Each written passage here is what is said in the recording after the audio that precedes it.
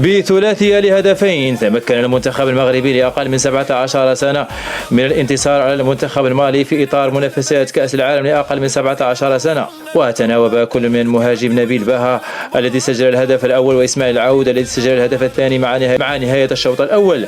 وعاد إسماعيل العود يسجل الهدف الثالث بتسديدة قوية من خارج مربع العمليات في الدقيقة 66.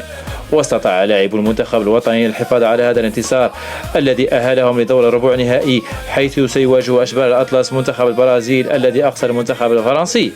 وارتفعت طموحات الجماهير المغربية بعد الفوزين الأخيرين، حيث يرى الجميع أن هذا المنتخب قادر على أن يصل إلى النهائي، ولم لا الفوز باللقب.